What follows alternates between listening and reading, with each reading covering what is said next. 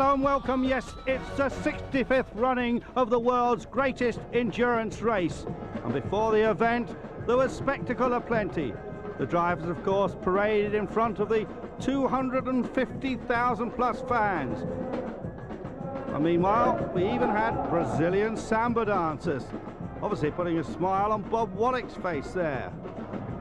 Franz Conrad and his team. And the Hawaiian Tropic Girls, they come back to Le Mans every year to put a smile on the face of all the lads. The doves are released, the flags are unfurled, and there's time enough to present some special awards to gentlemen who have helped play a major part in the running of the race. Now the Audacity Award goes to Hajime Kawasaki, Nissan's Director of Research and Development. Le Mans delighted that Nissan have returned to race here, and here, the one they want to win. But of course, in reality, there's only 10 or maybe 15 cars capable of doing so. The Sky drivers dropped in with supreme accuracy. It's all part of the razzmatazz. The old Jaguar flags are still out. They won, of course, in 1990. Then their star driver was Martin Brundle, and he's back, this time spearheading a new TWR Nissan attack. 3 exciting cars there. But there is Michele Alboreto in the car which won last year. That is also a TWR car. Here is Bob Wallach. Here's one of those Nissans, Hoshino, Komas and Kageyama. And there Riccardo Patrese, the former Grand Prix driver, tempted back to motor racing by the lure of Le Mans. And here's another ex-Grand Prix driver. It's Jean-Pierre Jarier. He's driving the lead GT2 car. Here the grid, you see on pole position that special Yost TWR Porsche, and alongside it the best of the factory Porsche 911s. And then further down the field, a strong group of Courages, one of them driven by Mario Andretti, together with his son Michael. Indeed, it's one of the strongest grids for many years. Over 30 former Grand Prix drivers taking part. The seconds tick away, and then the cars will go off around this superb circuit for their first exploratory lap, and then it's a rolling start, remember, at Le Mans, and exactly at 4 o'clock they'll blast off for a race around the clock. Some cars just weaving a little bit to try and build some temperatures into the tyres. And there's an interesting car, the red car in your foreground, just going through, one of the 2 Ferrari prototype entries. We have a number of in-car cameras, they'll bring you some great action. Porsche numerically the strongest mark in the race, not only with that Yost Porsche, with the 2 factory 911 GTs, then with some 8 customer 911 GT1s, and then also the GT2 Porsches. The Nissan peels off, and the race is on, and they head up towards the Dunlop Bridge. And then after the Dunlop Bridge coming down, a change, and already Alboreto has been passed by one of the 2 factory GT1 cars that many fancy for victory. All 48 cars getting away cleanly. And immediately into the lead, it's the number 25 Porsche, driven by a very experienced group indeed. Bob Wallach, Hans Stuck and Thierry Boutsen. It's Wallach at the wheel, the 53-year-old veteran from Alsace. And now we can see it in replay. And look at the black car there. That is the Paynos of the Dams team, and some damage on the warming up lap, obviously having a nudging match. You see various bits of debris flying off the car, and that is almost certain to come back into the pits. Frank Lagorce, incidentally, at the wheel. But a fast pace being set immediately. In the front, the 25 GT1 Porsche flames licking out, and look at that, and Nissan has moved into second place. The brand new Nissans, they feature V8 twin turbo engines, and there's that Dams team run Paynos having a bit of attention to the front. And I'm sure that's something over 24 hours they can overcome.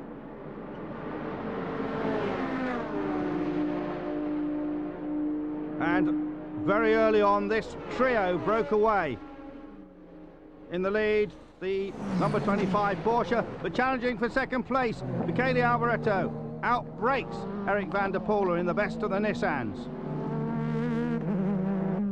Quickly, this trio had broken away from the rest of the field, but this was early days in the first hour. This superb track in the west of France, carved out mainly on public roads, although this section here, the Ford chicane, is actually a special piece of track which was built some 20 years ago. And now into the final chicane.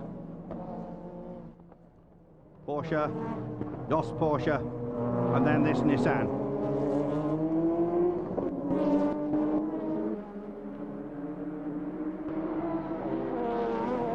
Down here, going onto the Mulsanne straight, and then you see the pursuers, and they're led by the Ferrari, then the second of the factory Porsches, and then the best of the BMW McLarens.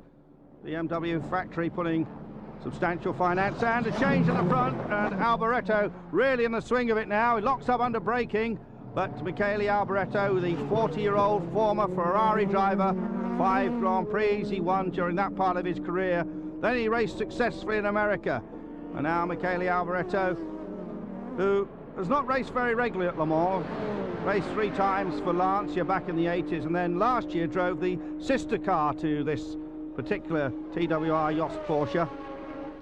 This a very light prototype car, probably weighing almost 100 kilos less than the 2 cars chasing it, but because it's in the prototype class, it has to actually stop more often for fuel because it has to run a smaller fuel tank.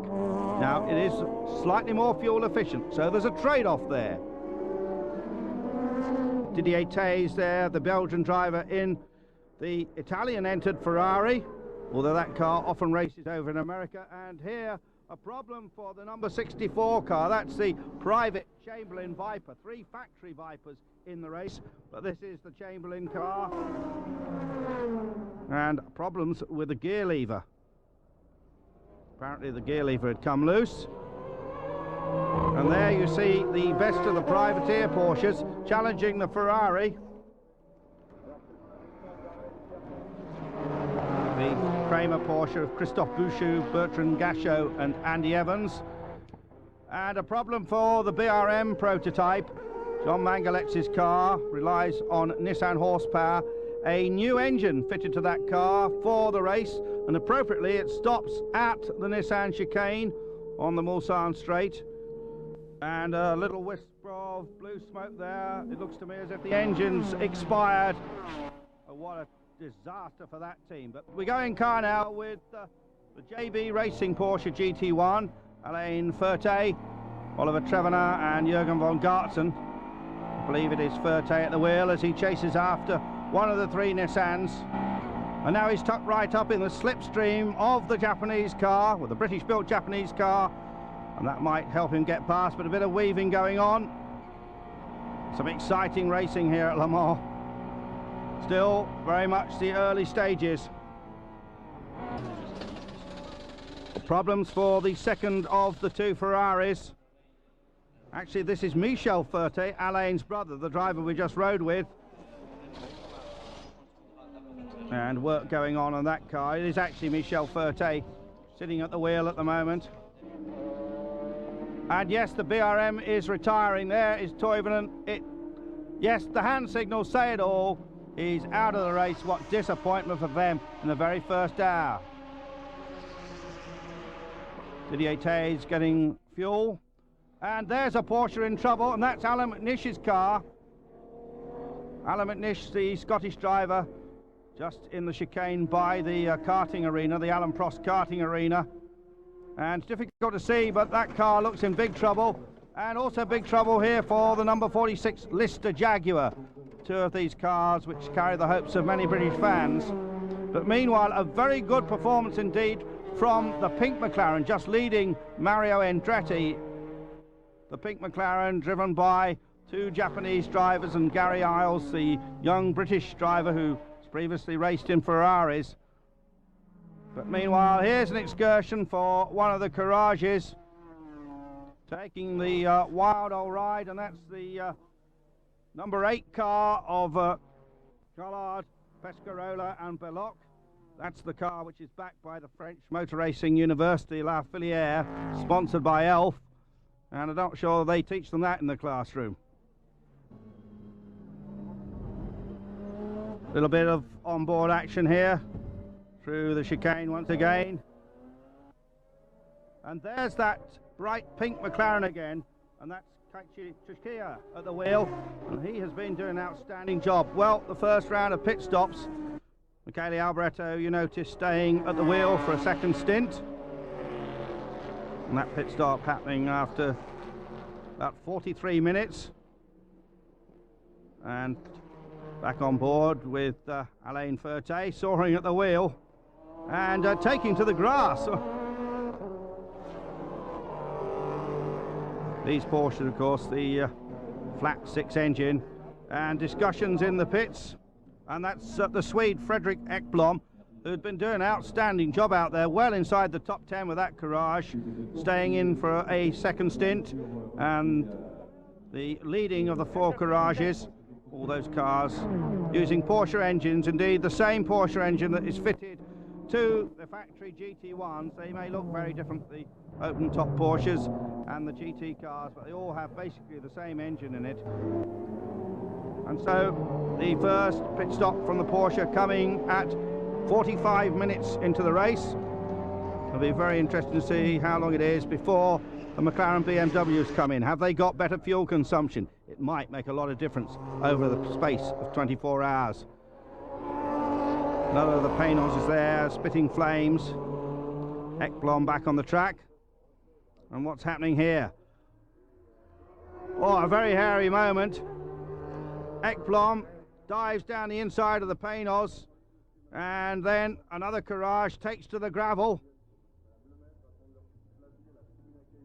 Well, fortunately getting away with that. Obviously we've got quite a disparity of speeds. There's the Lister Jaguar, and meanwhile the Paynos goes on its way, and a pit stop very soon after the Porsche for the number 43 McLaren. That's Peter Cox, Revaglia and Eric Hellery, a former winner. And here we have a Marcos in trouble, a little British manufacturer. One of their cars didn't get in, and here's the number 70 machine of the Dutchman Koroyser with Harold Becker and the Japanese Toshio Suzuki. And after 1 hour, that was the position. Most of the pit stops accomplished, and the Jost Porsche in the lead by just 1.6 seconds. There it goes, an outstanding job by Michele Alboreto, and already cars being lapped. There, the yellow and black car is one of the leading GT2s, and it ducks out of the way as a Nissan blasts past. That's Enzo Calderari, and it looks as if the Paynos was limping, and problems for that Ferrari of Michele Ferté, stranded out on the Mulsanne straight. Well, he gets it going again. Not sure if that was the result of a spin or... Well, it really doesn't want to go, that car, does it? Well, now it's underway. Well, here's a Paynos already in the pits, and the Ferrari limping. That could be something like a fuel pump problem. And a big cloud of smoke coming out of the back of the Marcos, and that is not going to go very far at all. No question, doubt about that. Just look at that. The vaporized oil leaving that great smoke trail behind the Marcos Chevrolet engine in that car, and still the Ferrari is trying to make it over the hill. A bit of a tall order. And that Paynos in the pits apparently has gearbox problems. Alboreto in the lead then in the second hour, chased by the 2 factory Porsches. And what's going on here? In fact, I think this is the battle for third place, and that's a wild old place to overtake, and I think that is the number 26 car. Yes, that's the Yannick Dalmas, Ralph Kellener's Emmanuel Collard car. I think it's Kellener's at the wheel. Well, that could so nearly have ended in disaster. The Marcos still limped in, and oh, just even blowing smoke rings. Just look at that. Well, that car is unquestionably history. And here's a problem, and this is the Lister Jaguar, the second of the two. George Fouché at the wheel. The South African comes to Le Mans every year, and that damage, I think, can only have been done by George backing into the wall. Meanwhile, the Hoshino Komas Kageyama Nissan has spun. Now we can see what happens down at the slowest corner on the circuit. Arnage, very tricky approach, misses the apex, goes out wide, the tail takes over, the Golf McLaren slips through and fortunately does not hit the Armco barrier, so just embarrassing. Couple of seconds lost, no problem in a 24-hour race, and the Nissan's looking pretty strong.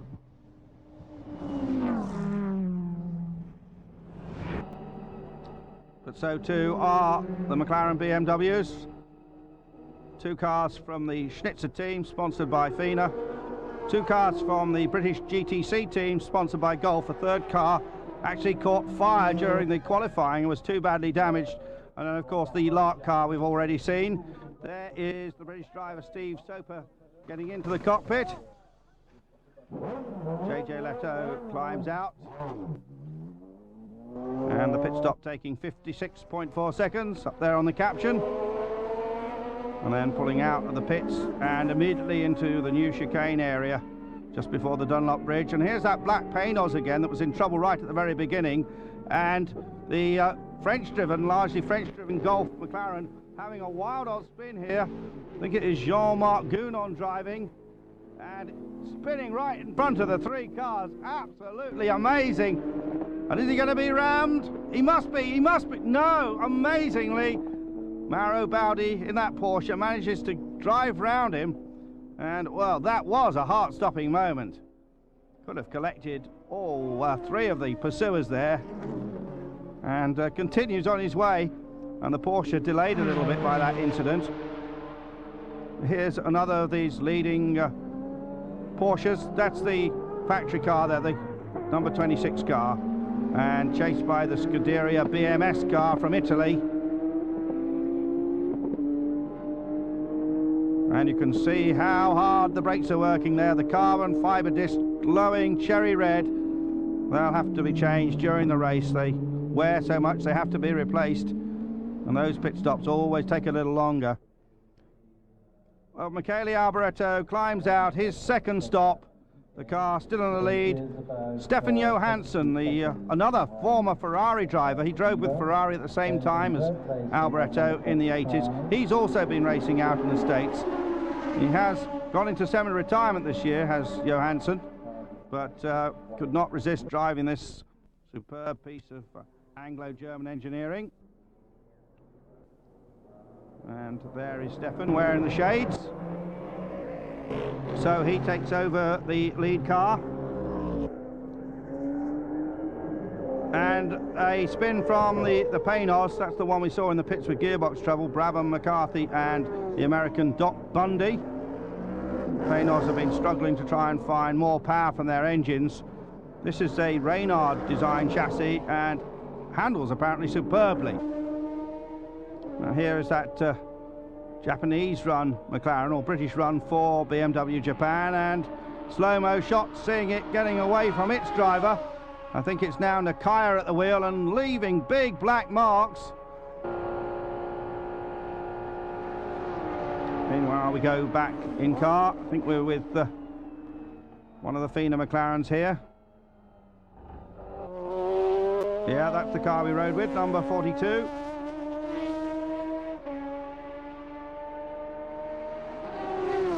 And indeed that car has moved up. Now we can see the two different Paynoses and one of the Works Vipers here. And another slow-mo shot. And the two Paynoses almost collecting each other. And the 55 car going really wide. And losing time. They really do look like Batmobiles, don't they? So there is the McLaren. That McLaren has now split the two factory Porsches. Already time to relax a little bit. And the number 8 car has had another spin into the gravel. This time it's the veteran Henri Pescarolo at the wheel. and La Grande Pesca they call him. This is his 31st Le Mans, just think about that. And this is how it happened down at Tête Rouge corner. Very bumpy entry into there, and a cloud of smoke, you can hardly see who it is, and the garage may have to be towed out of there. That kitty litter can be quite grabbing at times. And there's fuel spillage in the pit of number 39, but the car wasn't delayed at all. And meanwhile, here's one of the leading factory Porsches trying to find a way past our camera car and the Panos. And that's what it looks like from inside. Going through the second chicane, and then left, and then again up the gearbox. Of course, the Mulsanne straight used to be the fastest part of the racetrack in years gone by, before those two chicanes were added. Whether they crest the rise, probably at somewhere in the region of 250 kilometers an hour. And this looks like an unscheduled stop for a Nissan, and work on the back of the car, and they're working on the oil cooler, and looks as if there's a big problem with the oil cooler, and that is being changed, and that's a problem for Nissan. So that was the fastest of the cars, Van der Poel. Here's Oliver Griard, who is sharing with Andretti, father and son. And the Martini Pescatori, Antonio Herman, he's a Brazilian amateur driver, is in the gravel. I think it is the latter of the three drivers. Now we can see exactly what happened. Well, I'm not sure what did happen there. Suddenly the car snaps sideways and spins off backwards. And the gravel flies. It may need a tow out of there. Sometimes you can get away with it. Well, the marshals are on hand. Huge number of marshals around here, and this is the number 46 Vista Jaguar.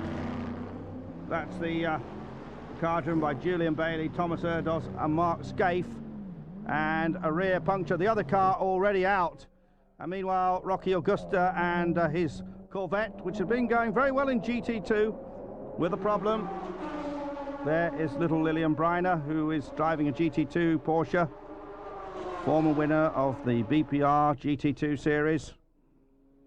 Now more slow-mo shots, and that won't do the front of that Nissan any good at all. That's the number 22 car. That's the Van der Poel Patrese Aguri Suzuki machine. And keeping it going, ploughing across the gravel. And takes the short way round, but losing time. And just looking at the front of the car, it doesn't look as if there's too much damage, but sometimes those sort of incidents can bend the suspension. Well, a couple of Vipers and the Panos, all three front engine cars notice. And that Viper, the 62 car, leading GT2, Tommy Archer, the young French driver, Sohail Ayari, and also Marc Duez driving that. Marc Duez, the Belgian, who also is a very successful rally driver, one of motorsport's great all-rounders. Second in GT2, Jean-Pierre Jarret, we saw him before the start, Chirot and Leconte in their Porsche. Oh dear, and in the barrier it is the Lark McLaren. And that's obviously spun off, and just difficult to see how much damage is done. That car was running very strongly. It even got up to second place during the fuel stops and just nudges the arm coat. Well, that shouldn't be a real problem. He's got to fire it up again and drive out of there. Marshals just push him away. Obviously concerned down in the pits though. I think that's Akihiko Nakaya who was at the wheel.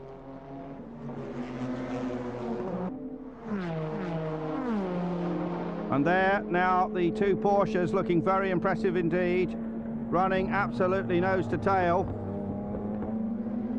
We're 3 hours into the race now, and those two Porsches have moved ahead of the Yost Porsche with Johansson at the wheel.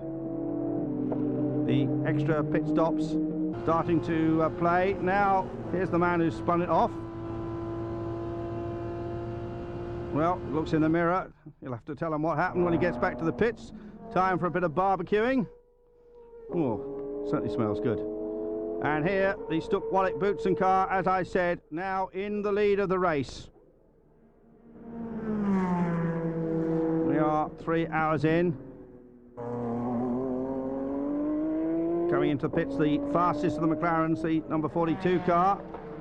And this time, Nelson Piquet, the 3 times world champion from Brazil, now partly retired, and he's climbing aboard. And Nelson now also developing a racetrack in Brazil, and he's even returned to his old love of Formula 3 cars, driving in a race the other day. And Nelson takes out the McLarens, which of course this year in their long tail form, quite a lot of other modifications. They're lighter than they were last year. They now have a sequential gearbox, altogether more of a racing car. And you see that one Nissan still in the pits with that oil cooler problems, and reports that the oil coolers are literally falling apart. And in fact, all 3 Nissans in, so a big problem for Nissan. There's some of the work going on with the oil coolers. Apparently some late modification has meant that the oil coolers have had to be repositioned. Because of that, they're getting more heat, and that heat is literally unmelting the solder on them. So here is the Achilles heel of the Nissan, and obviously this is a long-term program. They didn't expect to win in the first year. They learn about problems like this, and then they come back next year, and there's no question of doubt at all that Nissan are taking Le Mans very seriously indeed. Cars have run very strongly. They're superbly prepared, superbly designed, and of course TWR marshalling the group very well indeed. But there is this Achilles heel at the moment, and it appears that all 3 cars have got exactly the same problem. Oh, big moment here for the 67 Saleen Mustang. Nice to see Mustangs back after, what, 20 odd years. Price Cobb, Steve Saleen, Carlos Bilbao car. And going for a big spin, and that left a lot of gravel on the track. You have to be so careful at Le Mans. Gravel is often thrown up, get offline, and that could also pitch you off. The 63 Viper, that's the older version. Justin Bell, the son of 5 times winner Derek Bell, at the wheel of that particular car.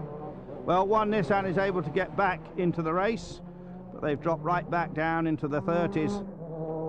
And just seeing what's going on here at the Nissan chicane, and it looks like a Conrad Porsche having a very big moment indeed.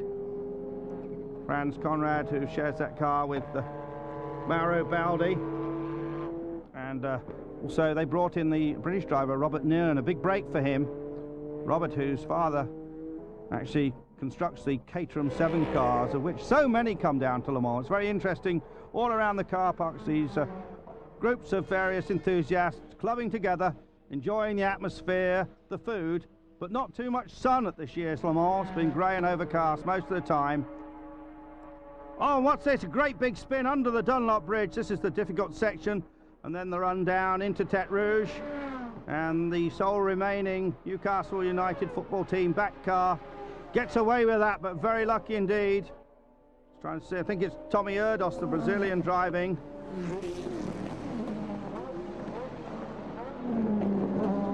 More glowing brakes, the race wearing on into the 5th hour.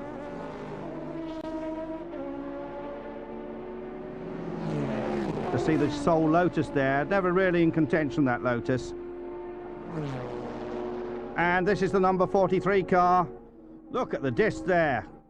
Fireworks display from the discs. That's the Cox, Rivaglia and Hillary car. The other Schnitzer BMW, incidentally, has been in the pits for a very long time with a problem with a water pipe, now being fixed, but losing any chance of victory, taking over half an hour to fix. And already the cars are starting to look travel stained. There we focus in on those glowing carbon fiber discs and all that.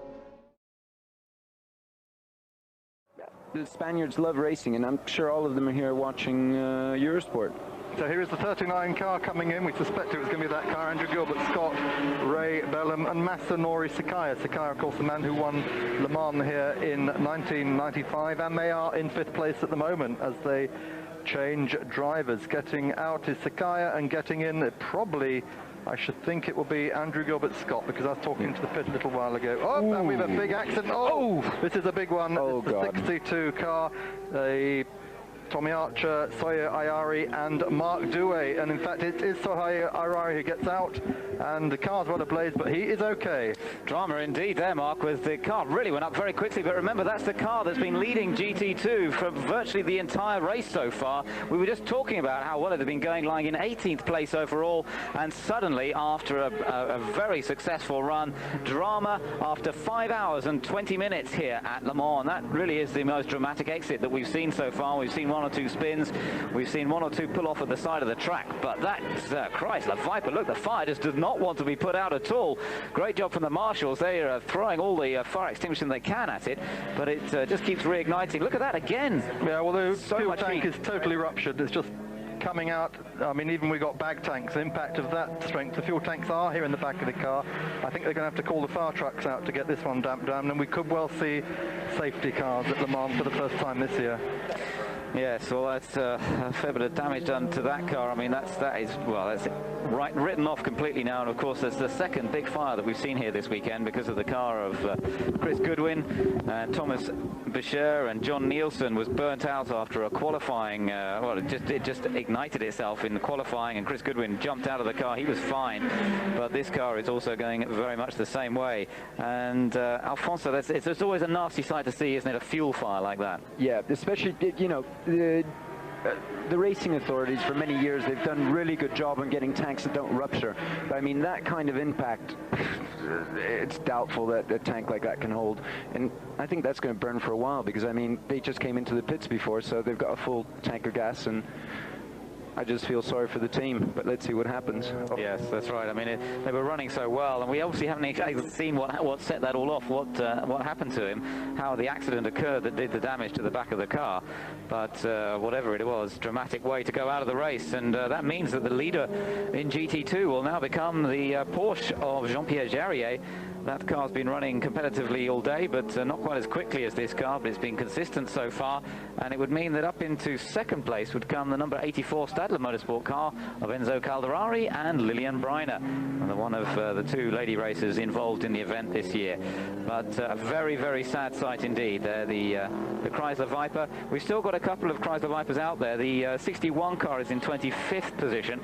That's the car of Beretta, Gash and Dupuy, and the number 60, the other 63 car is there as well, still running, but that's rather further down. But what a very, very sad sight that is indeed. The marshals doing an absolutely superb job to get it under control, and now they've got to try and get it off the track and get it out of everybody's way. But the end of the challenge for the 62 car. I can understand. Okay, that's exactly what I thought would happen. Those Porsche curves, it's very, very slippery, as many people can probably recall. That's a new part of the track. It's the latest part that's been added on, apart from the chicanes that were added on in '93, if not mistaken. But what's happened is they're very slippery curves, and if there's any oil that goes on the track there, I mean, it's very hard to handle the car. And what he probably did is just accelerate too quickly, and the car just spun out, and that's it.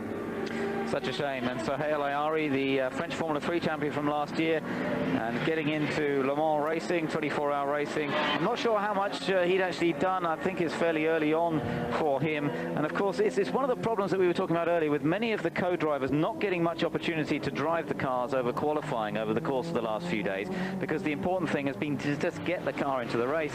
And it makes me wonder whether Ayari really had a lot of chance to drive that car before the race. Well, it's actually quite normal. What usually happens here at Le Mans, when the drivers come over, there's usually one driver that spends most of the time trying to set up the car properly, because if you have all three drivers trying to, you know, get the proper setup, you never get anything done. So one driver spends quite a bit of time doing that. Then each one's got to do a couple of qualifying laps, so that takes a bit of time out. So finally, when you finally get to drive, you know, you don't have that many laps. Oh my God, they're destroying the car. Well, it's destroyed anyway. I think it's finished. I don't think I'll worry about that. Yeah, that is a dead car, as they would say. That but it's his second time he's been to Le Mans, but in fact he was only in pre-qualifying last year. Oh dear, and another big shunt. Now that's not the McLaren 44, is it? It looks as though that bodywork, the Lark car, it does look like the bodywork. That's the car that Gary Ailes is part of the team of. We think that certainly one of his teammates was out in that car. Let's take a look here at what's happened. You're looking at the car ahead, and he lost it by himself and went across the road and bang into the barriers on the inside there. A fairly hefty blow, although glancing it away, hopefully that it's obviously wrecked the bodywork and very badly damaged the car, but hopefully the driver will be out of that car okay. But disappointment for the Team Lark McLaren of Tsuchiya Nakaya and Gary Ailes, and that really is, we've had two major dramas in just a few moments here, but really, well, it's just the way it goes, I suppose, at Le Mans. 5 hours and 28 minutes now we've had, and suddenly everything comes alive. Yellow flags all over the place, and there the number 44 car after that very, very heavy impact against the Armco barrier. Well, it looks like, I'm not sure if it's Tsuchiya, but he spun out, what, a couple of hours, well, not even, about an hour ago, he did exactly the same thing, so we'll just see. He seems, well, I wonder if he's okay. He should be getting out of the car pretty soon, but it didn't look like he's in any health problems. No. Well, here they are cleaning the track. Like I said, it's a very slippery part of the track, so they definitely want to get it cleaned up, because if they don't, they're probably going to find themselves with a bit of problems, you know, of other cars passing by. But it seems to be, you know, the Le Mans drivers are people are really awake, and when they notice that something's out like that, they slow down and they're good. I mean, endurance racing is not your typical racing that just flat out. These are people that have a lot of experience. They've raced in many other things, and so when something like that happens, they keep their eyes open. Nissan back into the pits once again, the number 22 car of Riccardo Patrese, but Sohail Ayari out, and the Ailes Japanese car out, the Team Lark McLaren. He's out, so he's okay. He's walking about right there on the left. Yeah, so driver over there on the left-hand side. It may be Nakaya, I'm not quite sure which one of those guys it is, but whoever it is, he's out of the car, he's safe, and that's the most important news. But obviously it's the end of the challenge for that particular car, and that's a great shame, because they were running in 12th position before that accident. Looked as though they were getting in for a good consistent run, and that's not the way it's going to be. So up front, still the two works Porsches are leading really quite comfortably now, with still on the lead lap is the TWR Porsche of Stefan Johansson, Michele Alboreto and Tom Kristensen, who's at the wheel at the moment, the Danish driver, having his real first taste of Le Mans. He's done a lot of endurance racing over in Japan, and the lights really now beginning to blaze their way around this track as lights. In the pits, work continues. That's the JB Racing Team Porsche. Ferté, Trevenard and Von Gartzen. See, Oliver Trevenard takes over, and he used to race a Ferrari F40 for the pilot team. See one of the big screens there that helps the fans see what's happening around the circuit. There's Jean-Pierre Jarier. I notice he wears glasses these days at the wheel. Jumper Jarier. He's lying in third place in the GT2 category. Put on a bit of weight since the days when he was in Formula 1 with teams like Shadow.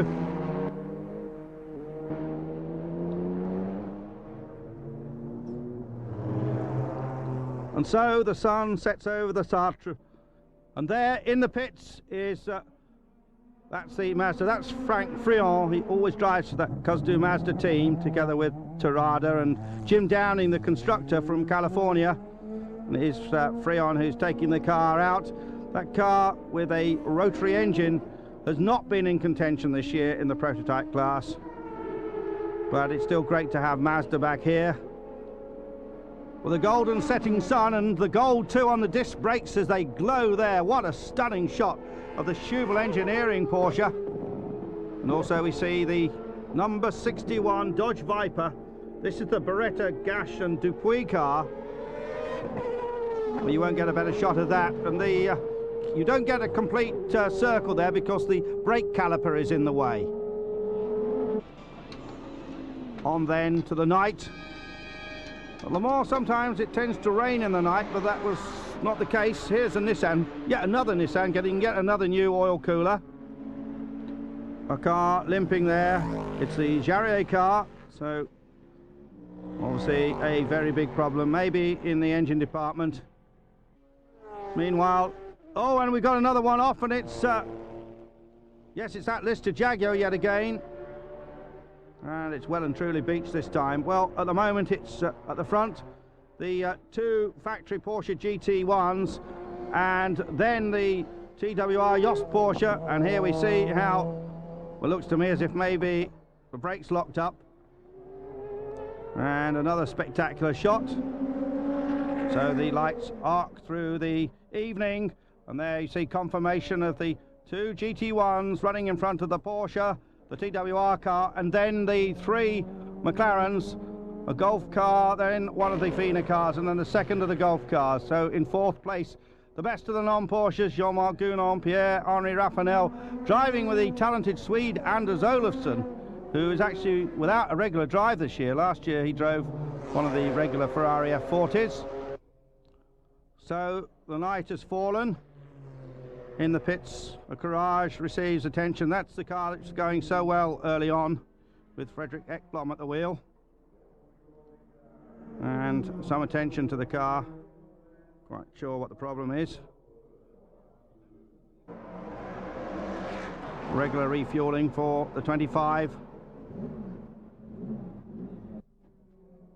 And indeed, the pit's an absolute hive of activity. And interestingly, the number 25 car, driven by Stuck, Wallach and Boutsen, has tended to be a little bit more frugal than the 26 car. There's Thierry Boutsen, concentration written all over his face. The Nissan of Van der Poel, Patrese and Suzuki. Maybe another oil cooler problem. Some welcome fluid.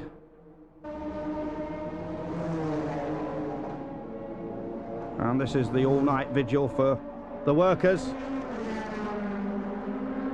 And now the 26 car comes in. The two Porsches running very closely together indeed a lot of the time. 26 car seemed to be just that little bit faster on the track. Kellener's climbs out. Climbing back aboard is Yannick Dalmas. Yannick, a 3 times winner of this race, driving with 2 injured fingers. He has had them bound up and he's been refusing to sign autographs. Crashed very heavily at a test at Spa in Belgium, wrote off a car and broke some fingers. Thierry Boutsen, another of the Porsche pit stops here. Norbert Singer there, the engineering boss of this team. Boutsen ready to climb on board. These pit stops every 45 minutes or so. Hans Stuck climbs out of the car, but this is the lead machine. Been waging quite a battle with its sister car, and nevertheless still keeping a watching brief. On the same lap, the TWR Yost Porsche, the open car. So it's not just a total runaway by the Porsche factory team. Some Nissan fans waving their flag. Well, largely disappointment for them. There's the 21 car. That's driven by Martin Brundle, Jörg Muller, and Wayne Taylor, the South African, drafted in at the last minute, just 5 days before the race, after Mauro Martini was actually injured riding a mountain bike, actually knocked off it. A lot of problems for the Andrettis, who haven't seen them recently. Their car dropping way back. Problems mainly with the clutch and gearbox. More work going on in the Nissan pit. Their mechanics were amongst some of the busiest.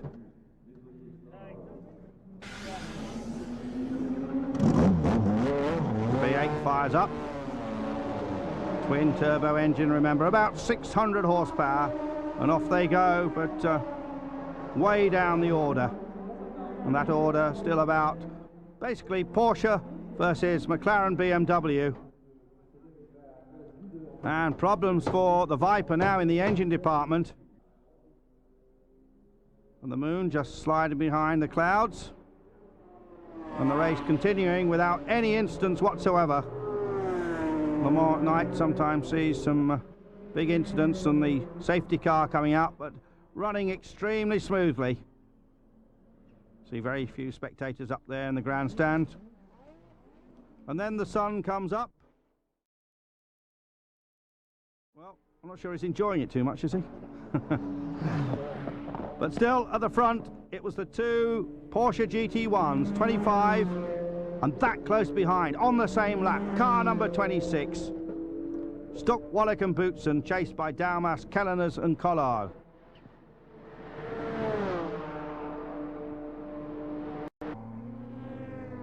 In third place, there, the tricky Indianapolis corner, Alboreto, Johansson and young Tom Kristensen, the 29-year-old Dane in his first Le Mans. Really put in a great effort during the night. Then in fourth place, this car, the number 41, Gunon, Raffanel and Olofsson car. There is Anders Olofsson waiting to get in the car, leading GT2 after the Vipers having problems.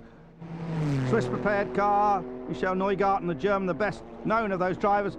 There, the positions after 15 hours, the Porsches and then the McLaren BMWs.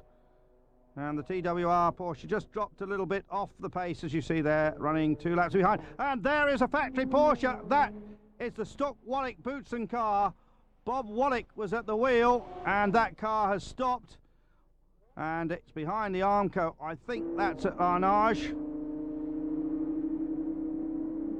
And so, the number 25 car now unchallenged at the front. Well, I say unchallenged, but there, the Yost Porsche just trying to unlap itself, and indeed it does. And so the number 7 car really on the charge now. And Michele Alboreto doing a fantastic job. And that's Arnage. I'm just trying to see any sign of that other Porsche. Well, our camera car hitting problems, Ferté Trevenan and von Gartzen. And word coming through that Bob Wallach, oh, flames coming out there. Bob Wallach, in fact, hitting the Armco in the Porsche and damaging it too much. It may apparently have been a broken drive shaft just before the accident, which may have thrown him off. Brilliant Bob Wallach. Well, he'll be so sad. It looks as if the race was going to be theirs. The number 39 McLaren coming in, and that's a penalty. And that looks as if it's speeding in the pit road. That's what that sin bin's for. And quite a long stop. It might be the second time they've done that, actually, and if so, they'll have to wait there 4 minutes, a complete lap. Trevenan walking in, and a bit of a spin there from the McLaren. Now, tiredness beginning to show. And the 42 car, after those early problems, moving right up the field, right back well inside the top 10.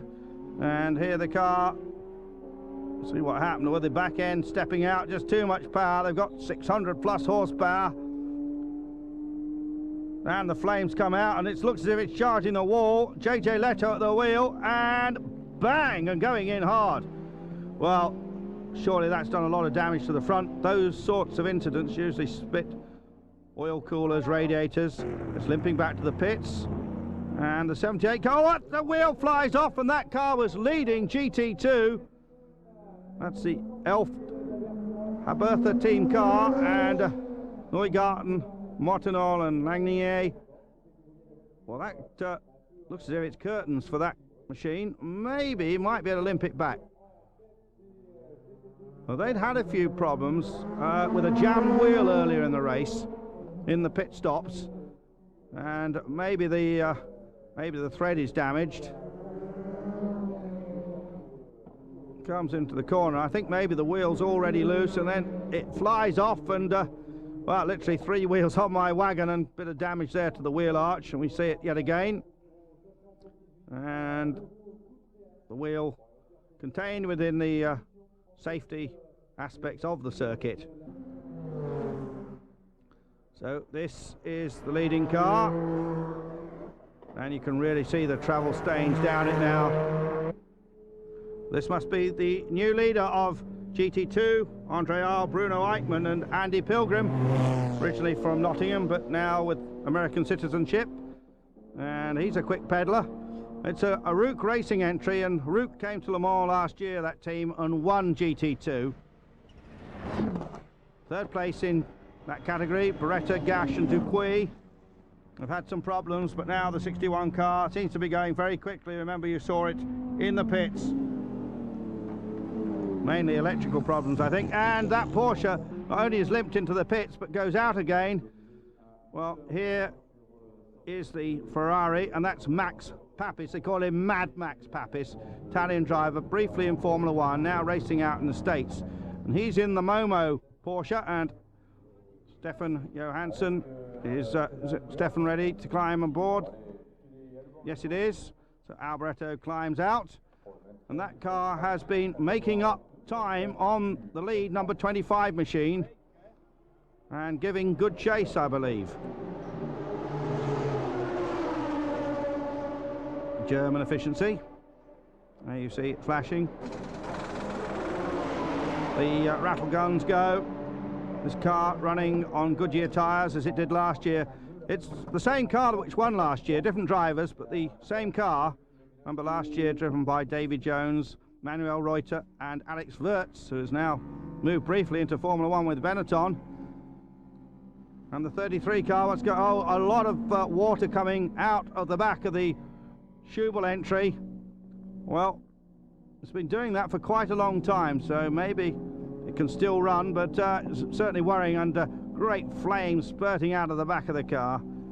That car in the top 10. Johansson knows he has a big job on his hands, and some British enthusiasts there obviously love their face painting. Proud of the Union Jack. And another pit stop, and the car needs a new nose, but that will lose a little bit of time, so a bit of respite for the GT1 car,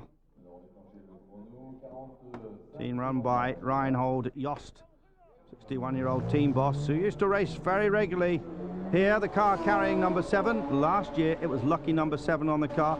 Back in the 80s when the Jost team run back to back their car, it ran number 7.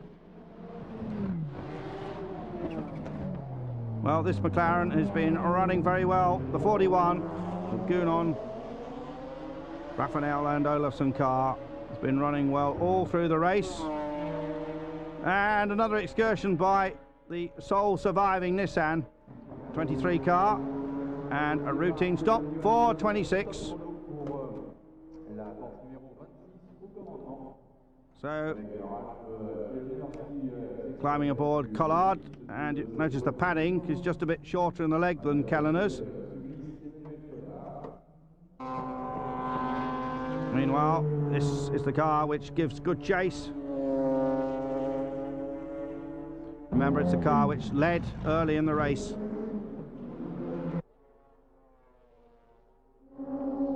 Oh, and that's a turbo problem.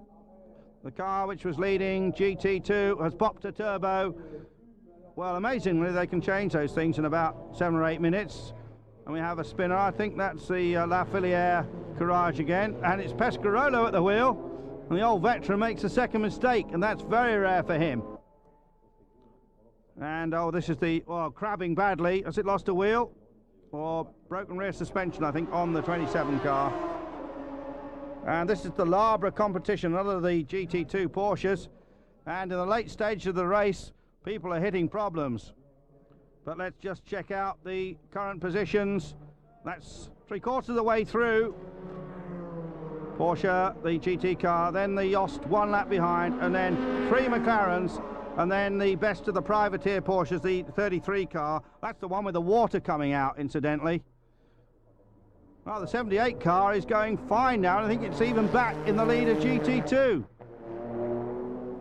GT2 for the less powerful cars. They run on narrower tyres, less horsepower, closer to the standard car you can buy in the showroom, basically. But 75 looks as if it might be history. They've been running well. It's Bourdais, Kitchak and Rosande from Brazil. Incidentally, quite a lot of others dropped by the wayside. The Lotus Juan Paynos actually got inside the top 10, the Wallace Weaver Leitzinger car, but that has now also retired. So hope to see that American machine back next year. There's Yannick Dalmas looking for his 4th victory. Was 2nd last year. And what's going on here? Oh, a stuck wheel nut. And that's on the Chamberlain car, which had all kinds of problems. And there, that's the Labra competition version. That's now retired. I'm sure where the driver's looking to. A fine slow-mo shot of curb hopping, courtesy of Schnitzer BMW. Oh, great shot that.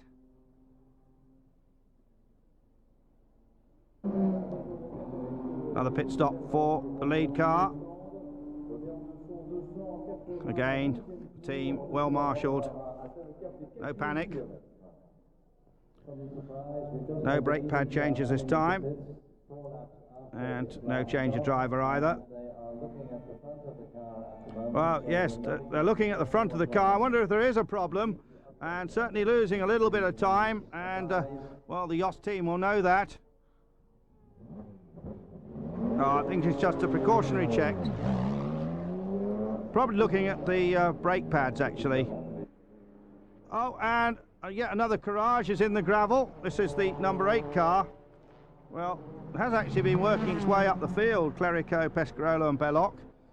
And this time I think it's Belloc at the wheel. That car has visited the gravel in front of our cameras at least 3 times. Just mention of, we haven't seen much of it, but the other Courage, the later C41 of Didier Cataz, Jerome Policand and Mark Goossens, that has been running very strongly, second of the prototypes. Maybe we'll get a shot in a few moments. Well, one Nissan now still going. And not going as quickly as the Golf McLaren.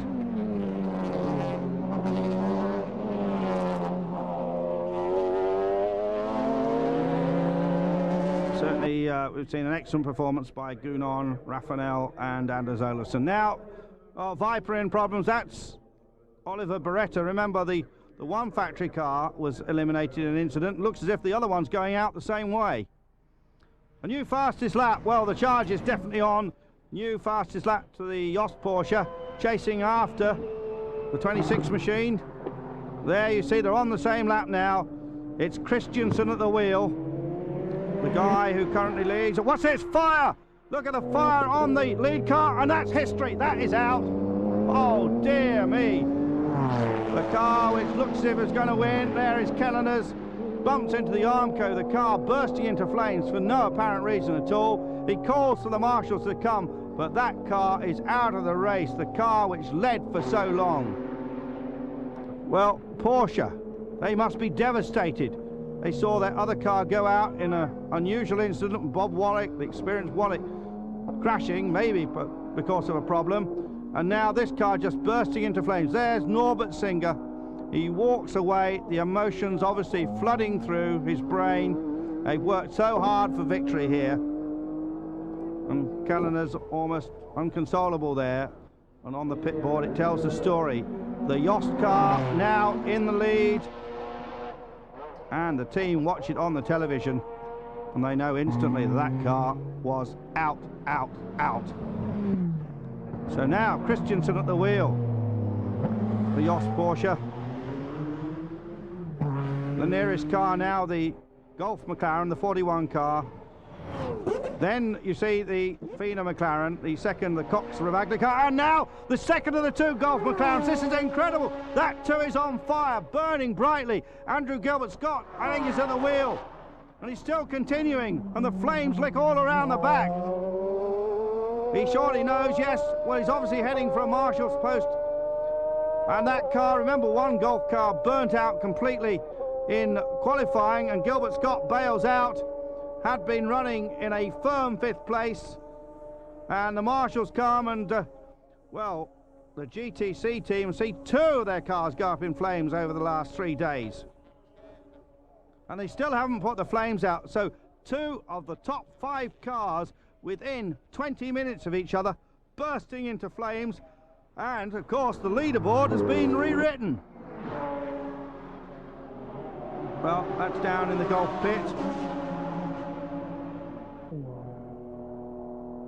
Meanwhile, it says it clearly, place number 1, Alboreto, Johansson and Kristensen. But they're only 1 lap ahead of Gunon, Raffanel and Olofsson. And they are a couple of laps. There's the third place car, Cox, Ravaglia and Hellery. That's another couple of laps down. This car spewing out water still, Lamy, Guslar and Armin Harder. They've moved up to fourth. Now it's that Courage I mentioned, Kotaz, Policand and Mark Goossens. Excellent performance for them, some early problems. And the popular Ferrari is up into sixth place. Then it's the car which spins off regularly, but it's now seventh. Then in eighth place, the Italian run Porsche, Martini Pescatori. And then the best of the GT2s can be in ninth place at Le Mans despite losing a wheel. And then 10th, that car which has blown two turbos. And 11th place, the three brothers from Portugal, although they now live in France.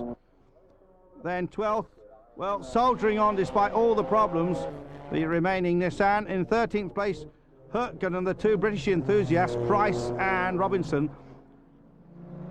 And then we've got the surviving Factory Viper, Bell, Yver and Morton. That's the 1996 version. And there's the private car, Nurmanen, who's been very ill through the race. Hugenholtz from Holland and Chris Gleason from America. In 16th place, the Mazda, which has been in the pits for about 4 hours all in total. And then in last place, the Ekblom Ricky Liebert car. Ekblom very quick in that early on. And there are the 17 survivors, and all eyes now craned towards the start-finish line because the Le Mans 24 hours is all but run. Michele Alboreto is already waving to the crowd on this, the last lap. We are just a few seconds away from the checkered flag, and there it goes. And a fantastic second successive win for Jos Porsche. Michele Alboreto crowning his career, driving with Stefan Johansson and of course Tom Kristensen. And the British design chassis with the Porsche engine so reliable, that team running like clockwork. There's the second place Golf McLaren, confirmation of the result, victory margin just one lap. In third place the McLaren, and there you see the rest of the positions. Alboreto, Johansson, Kristensen first, Gunon, Raffanel and Olofsson second, Cox, Ravaglia and Hellery third, then Kotaz, Policand and Goossens in the Courage fourth.